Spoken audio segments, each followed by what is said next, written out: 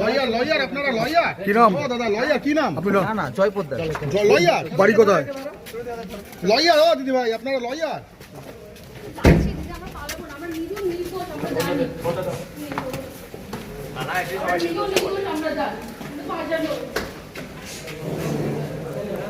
আপনারা দেখছেন আদর্শ তিতুমির পত্রিকার সঙ্গে রয়েছি আমি ধৃতরাষ্ট্র। আজকের আপনাদের একদম তাজ্জব বনে যাওয়ার মতন খবর তুলে নিয়ে এসছেন আমাদের ক্রাইম রিপোর্টার সুরেন্দ্র কুমার সিং। দেখবেন, আমরা তো একটা জিনিস খুব গর্বের সঙ্গে বলি, সেটা হচ্ছে যে যারা আইনজীবী হন, আমাদের দেশের যিনি প্রথম নাগরিক অর্থাৎ রাষ্ট্রপতি, সেই রাষ্ট্রপতি যদি কোনো আইনি ঝামেলায় ফেঁসে যান, তাহলে সরাসরি আদালতে গিয়ে কিন্তু তিনি কথা বলতে পারবেন না। তাকে কথা বলতে হবে এই রকম কালো কোট গায়ে দেওয়া সত্যিকারের প্রকৃত একজন আইনজীবীকে। দারুণ নোবেল জব, খুব সম্মানীয় পেশা। এই পেশাটাকে কিছু ফেরেববাজ এমনভাবে মানে সহজলভ্য করে তুলেছে মানুষের কাছে, মানুষকে প্রতারণা করে। মানে এই কিছু ভুয়া আইনজীবী যারা আছেন, তারা মানুষের মনে একটা বিরাটভাবে, যারা সত্যিকারের প্রকৃত আইনজীবী তাদেরও মানে সম্মান নষ্ট হচ্ছে এই ভুয়া আইনজীবীদের জন্য। আজকে আমরা যে খবরটা আপনাদেরকে দেখাতে চাই, আমাদের ক্রাইম রিপোর্টার সুরেন্দ্র কুমার সিং তুলে নিয়ে এসছে, যে ব্যাংকের লোন পাইয়ে দেওয়ার নাম করে, ভাববেন, উকিল সেজে ব্যারাকপুর আদালতে প্রতারণা, গ্রেপ্তার 4 ভুয়ো উকিল। এবার আপনারা জানতে চাইছেন যে কিভাবে হলো, কারা করলো, কোথা থেকে আসলো, কিভাবে আসলো, বিস্তারিতটা আমরা আপনাদের সামনে তুলে ধরতে চাই। এই কারণ হচ্ছে আপনারাও যাতে, আমাদের যারা খবর দেখেন তারাও যাতে সতর্ক এবং সচেতন হতে পারেন এইসব জাল ভুয়া ফেরেববাজ আইনজীবীর হাত থেকে। প্রথমেই দেখবেন, আজকালকার মানুষের অনেক অর্থনৈতিক সমস্যা থাকে, কিছু লোন মানুষ পেতে চায়, লোন পাওয়ার জন্য তার জন্য যদি কিছু টাকা দিতে হয় সেটাও দিতেও রাজি হয় মানুষ। ফেসবুকে রীতা দাস নামে একজন বিজ্ঞাপন দিয়েছিলেন যে খুব সহজে লোন পাইয়ে দেব। কিভাবে লোন পাইয়ে দেবে? 1 লক্ষ টাকা নিলে আপনাকে দিতে হবে হচ্ছে 3000 টাকা, 2 লক্ষ নিলে 6000 টাকা, 3 লক্ষ নিলে 9000 টাকা, এইভাবে প্রত্যেক লক্ষর জন্য 3000 টাকা করে। মানুষ দেখলো যে যদি 3000 টাকা দিয়ে 1 লক্ষ টাকা পাই, তারপর ধীরে ধীরে পরিশোধ করা যাবে। এইবার এই চক্রের যে ফেসবুকে খুলে এরা কি করেছে জানেন? খুলে এরা হচ্ছে বনগাঁ, বারাসাত, বর্ধমান, কাছড়াপাড়া, বিভিন্ন জায়গা থেকে যারা একটু অর্থনৈতিকভাবে দুর্বল আছেন, তারা যোগাযোগ করলে তাদেরকে বলা হয় যে ব্যারাকপুর কোর্টে আমাদের উকিলরা থাকবে, সেখানে গিয়ে টাকা জমা করার পরেই আপনার লোন স্যাংশন হবে এবং আপনি লোনটা পাবেন। এই ভেবে সকালবেলা বিভিন্ন জায়গা থেকে যাদেরকে লোন দেওয়া হবে বলে তারা সব এসছেন, তাদের থেকে সব টাকা নিয়েছেন গুনে গুনে। 4 জন ছিলেন, 2 জন মহিলা এবং 2 জন পুরুষ। আসুন আগে আমরা একটু তাদের ছবিটা আপনাদেরকে দেখিয়ে দেই, কারণ ছবিটা না দেখলে তো আপনারা চিনতে পারবেন না। ছবিটা পুলিশ, ব্যারাকপুর থানার পুলিশ যখন তাদের ধরে নিয়ে যায়, ব্যারাকপুর বার অ্যাসোসিয়েশনের সদস্য প্রশান্ত সাহা, তিনি বিষয়টা নিয়ে বিস্তারিত বলেছেন। আমরা তার বক্তব্য শোনাবো। তার আগে আমরা একটু দেখে নিতে চাই আপনাদের এই প্রতারকদের, যাদেরকে পুলিশ ধরে নিয়ে যাচ্ছে। এক এক করে আমরা দেখাচ্ছি, আপনারা চিনে রাখুন যে এই লোকগুলো কিন্তু কোনো অ্যাডভোকেট নয়, কোনো উকিল নয়, কোনো আইনজীবী নয়। এরা মানুষ ঠকানোর জন্য কালো কোট গায়ে দেয় এবং কালো কোট গায়ে দিয়ে এরা কিন্তু আদালতে আদালতে গিয়ে মানুষকে ঠকায়। আসুন দেখে নিন আগে এই প্রতারক, এই ফেরেববাজদের ছবি।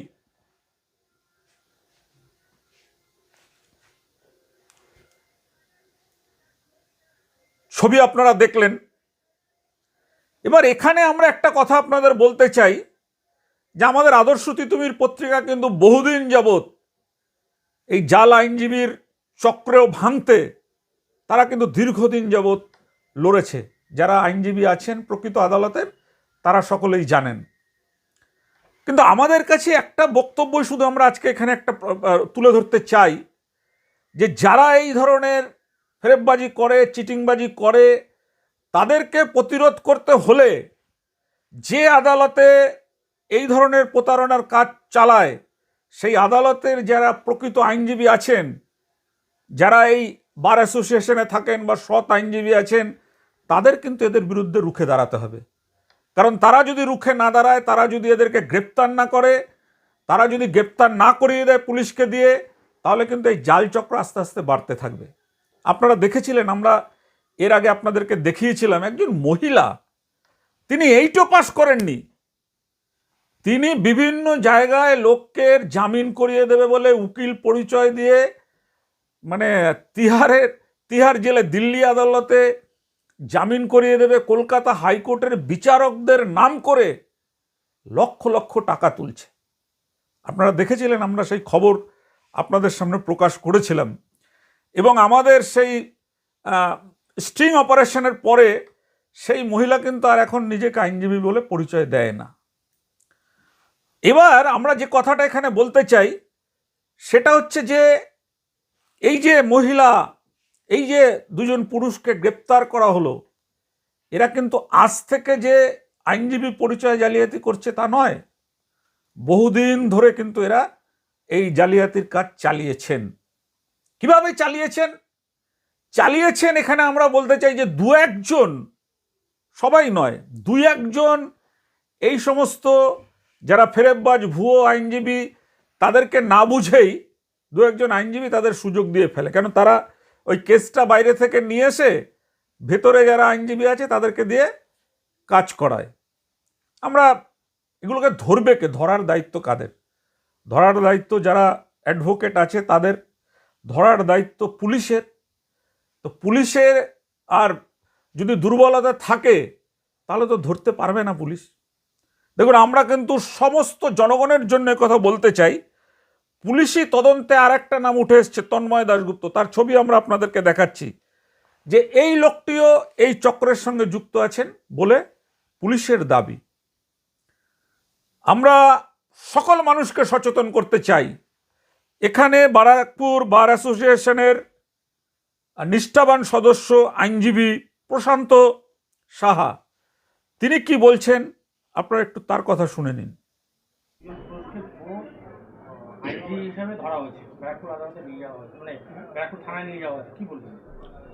ঘটনার বিষয়বস্তু হচ্ছে গিয়ে 15 থেকে 20 জন লোক আজ সকালবেলা Barrackpore bar association room number 1-এর সামনে তারা জড়ো হয় এবং তারা এসে জানাতে থাকে যে কিছু আইনজীবী তারা নাকি তাদের থেকে ব্যাংকে টাকা পাইয়ে দেবে বলে 15,000 20,000 করে টাকা নেয়।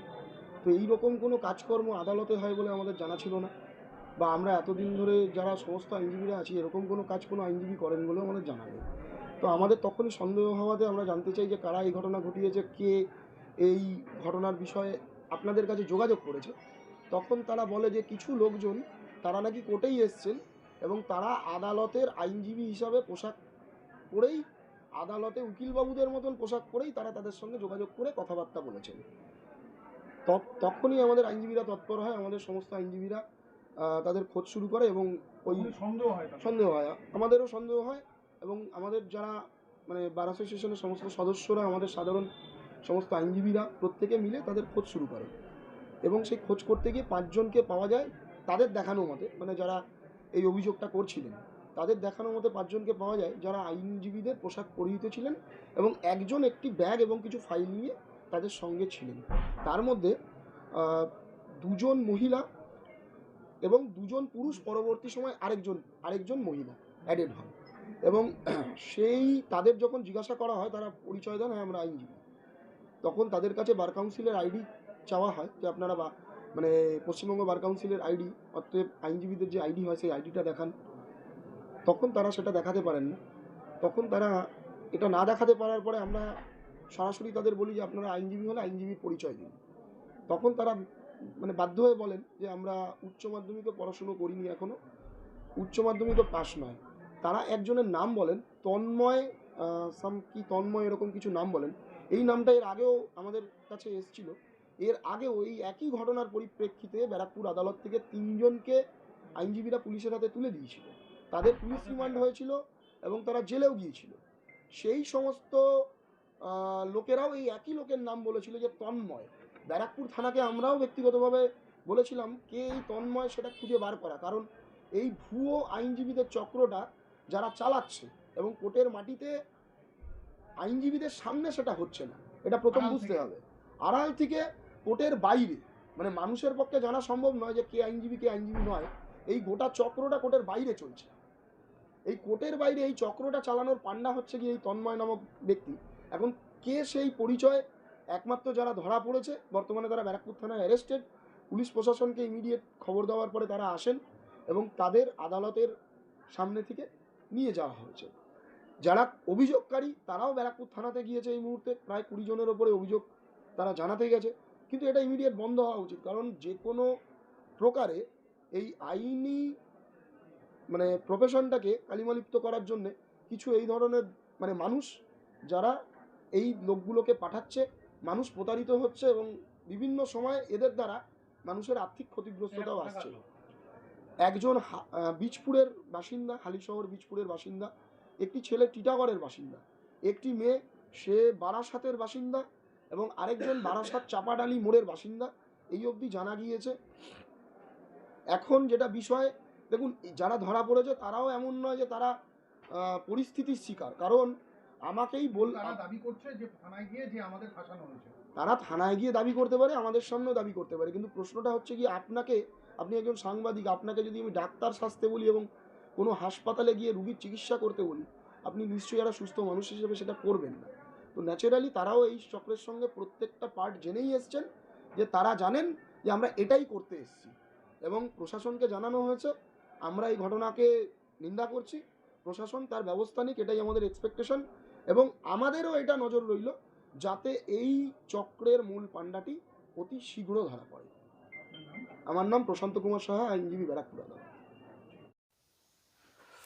আপনারা তো শুনলেন আইনজীবী প্রশান্ত সাহা, যিনি এই জাল চক্র ভাঙার জন্য খুব উদ্যোগী ভূমিকা নিয়েছিলেন। আমরা এখানে শুধু একটা কথাই বলতে চাই যে পাড়ায় পাড়ায়, গ্রামে গ্রামে, শহরে শহরে কালো কোট গায়ে দিয়েই উকিল হয়ে যাচ্ছেন। এই যে যারা ওকালতি করেন তাদের কত কষ্ট করতে হয়, তাদের অল ইন্ডিয়া বারের পরীক্ষা দিতে হয়, সেসব তো কোনো বালাই নেই। উল্টো কোথা থেকে তারা সার্টিফিকেট নিয়ে এসে এই ধরনের জালিয়াতি পেশায় মানে ঢুকে মানুষকে ঠকাচ্ছে, মানুষের সমস্ত কিছু শুষে নিচ্ছে, আর সাধারণ লোকেরা ভয় পাচ্ছে। যারা ভালো অ্যাডভোকেট তারাও এদের জন্য দুর্নাম হচ্ছে। আমাদের কাছে এমন খবর আছে যে সেই খবর যদি আমরা প্রকাশ তো অবশ্যই করব। আমাদের কাছে এমন খবর আছে যে মানে এইটো পাস করেনি, একটা যদি ড্রাফট লিখতে দেন একটা ড্রাফটও লিখতে পারবে না এমন লোক আইনজীবী সেজে বহাল তবিয়াতে ব্যারাকপুর, বারাসাত, বনগাঁ বিভিন্ন জায়গায় প্র্যাকটিস করছেন। ঠিক আছে, আমরা এগুলো তুলে ধরবো, কারণ এরা একেবারে ওই যারা অ্যাসোসিয়েশনে আছেন তাদের সঙ্গে মিশে থাকার চেষ্টা করে। অনেকেই হয়তো জানে না যে এদের কী যোগ্যতা রয়েছে বা কী রয়েছে, জানে না। আমরা সেগুলো জানাবো, আপনাদেরকে জানাবো এই কারণেই, কারণ আমরা মনে করি আমাদের দেশের মানে মানুষের বিচার পাওয়ার মুক্তির মন্দির হচ্ছে আদালত। সেই আদালতে যদি কোনো ফেরেববাজ, জালি, ভুয়া আইনজীবীরা তারা মানুষকে ঠকায়, এর চাইতে চরমতম অন্যায় আর কিছু হয় না। আমরা আজকের এই খবরটা আপনাদের সামনে তুলে ধরছি। যদি আপনাদের ভালো লাগে, যদি আপনারা মনে করেন আরও মানুষকে জানান দেওয়া দরকার, তাহলে অবশ্যই আমাদের এই ভিডিওটাকে বেশি বেশি করে মানুষের সামনে পাঠাবেন, মানুষকে দেখার সুযোগ করে দেবেন। আর আপনারা মনে রাখবেন আমাদের আদর্শ তিতুমির পত্রিকা, সংবাদ তিতুমির, তিতুমির নিউজ বাংলা, যেগুলো আমরা খবর করছি, মানুষের ভালো করে মানুষকে বুঝিয়ে বিস্তারিতভাবে বলছি, একজন মানুষও যাতে না ঠকে, সেজন্যই কিন্তু আমাদের এই উদ্যোগ। কারণ ব্যারাকপুর আদালতে এমন অনেক ভালো ভালো আইনজীবীরা রয়েছেন যারা এই ব্যারাকপুর আদালতেই মানে আইনজীবী হওয়ার পর থেকে তারা বৃদ্ধ হয়ে গেছেন, তারা এখনও কিন্তু সৎভাবে নিষ্ঠার সঙ্গে আইনজীবীর পেশা রক্ষা করছেন। আর এই সমস্ত দুষ্ট চক্রের লোকেরা, এই সমস্ত র্যাকেটের লোকেরা যারা কালো কোট গায়ে দিয়ে মহিলাদের নিয়ে এসে ব্যারাকপুর আদালত থেকে লোন পাইয়ে দেবেন, ভাবুন তো আদালতে কোনোদিন লোন পাওয়া যায়? আর লোন পাইয়ে দেবেন, মানুষও ছুটে আসছেন কেন? গরিব মানুষ, টাকার দরকার, যে এখন কোনো ঝামেলায় পড়েছেন বা কিছু টাকা হলে তার মানে বিভিন্ন কাজ করতে পারবেন, এই জন্য তারা ভাবছেন যে সত্যি বোধহয় আমাদের লোনটা দেওয়া হবে। কোর্টে যখন নিয়ে যাচ্ছে, আর কোর্ট থেকে এরা কী করে, এই গেট থেকে টাকা নিল, নিয়ে আরেকটা গেট থেকে পালিয়ে চলে যায়। এর আগেও ব্যারাকপুরে এই ধরনের ঘটনা ঘটেছে। প্রশান্তবাবু যেটা বললেন, আমরা সবসময় আপনারা জানবেন যে কোনো অন্যায়ের বিরুদ্ধে আমাদের লড়াই রয়েছে, যে কোনো দুর্নীতি, যে কোনো ব্যভিচার, যে কোনো ভ্রষ্টাচার এবং যে কোনো পঞ্চকতার বিরুদ্ধেই কিন্তু আদর্শ তিতুমির পত্রিকা তার কণ্ঠস্বর কিন্তু একেবারে সাধারণ মানুষের জন্য চিৎকার করে তারা গলা তুলে কথা বলবে। দেখুন আজকের সেই খবর। আমার সাথেও এরকম রীতা দাস বলে একজনের সাথে অনলাইনে প্ল্যাটফর্মে আলাপ হয়েছিল। তিনি ওনার ওই তন্ময় দাস বলে ওনার ফোন নাম্বারটা আমাকে দিয়েছিলেন।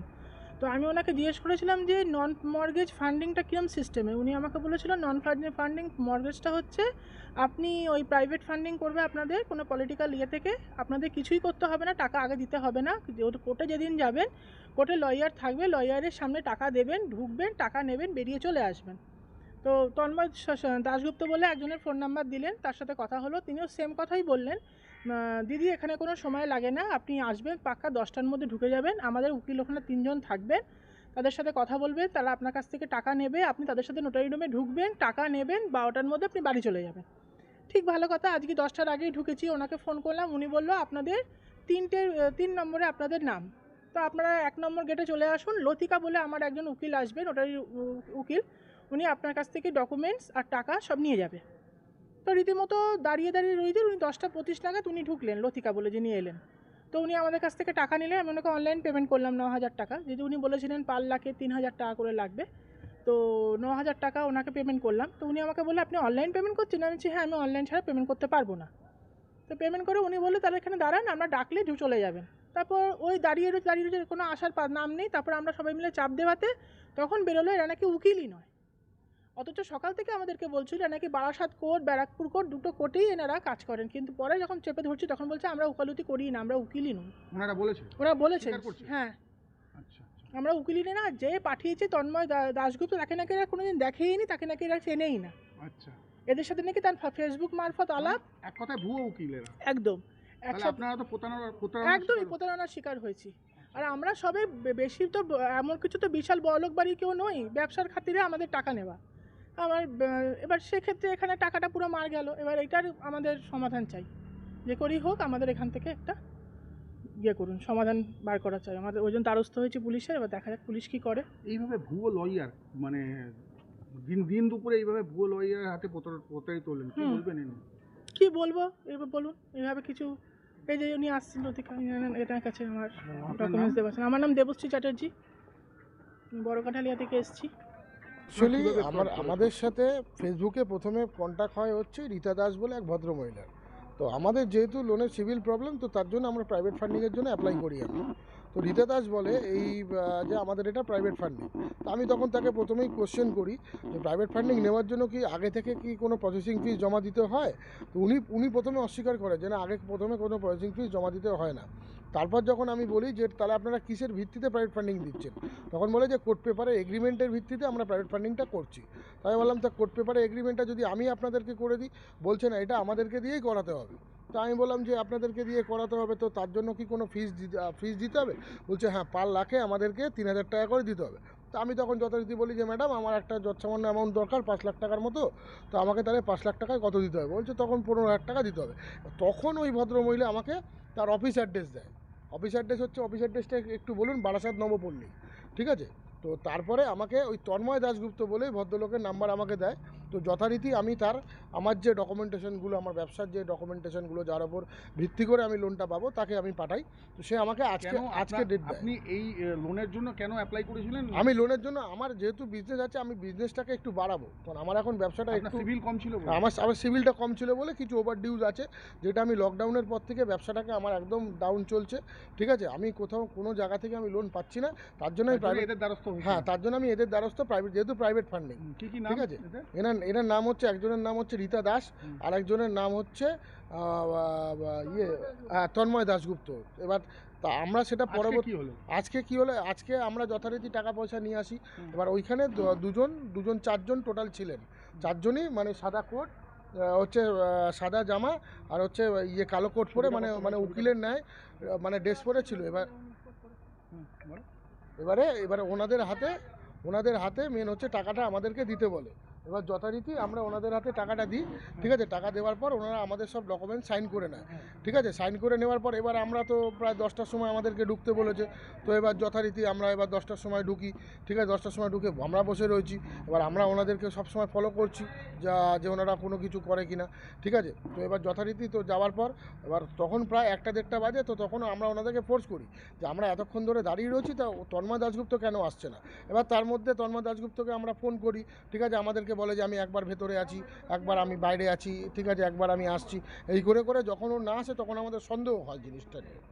তখনই আমরা ওই যারা ওখানে ছিল, যে দুজন মানে সাদা আর কি কোট লয়ার, মানে ভুয়ো লয়ার, তো আমরা তাদেরকে ফোর্স করি। তো তখনই আমরা সব লয়ারদেরকে ওখান দিয়ে ডাকি, তারপরেই তারা ওকে ভেতরে নিয়ে চেস করে। হ্যাঁ, চেস করে তারপরে ওরা ভেতরে নিয়ে যায়। ভেতরে নিয়ে গিয়ে তারপর পুলিশ প্রশাসনকে দ্বারস্থ হয়। তখনই আমরা এখানে আসি। আপনার নাম? শান্তনু চক্রবর্তী। আপনার কাছ থেকে টোটাল কত টাকা? আমার কাছ থেকে টোটাল 15,000 টাকা নিয়েছে।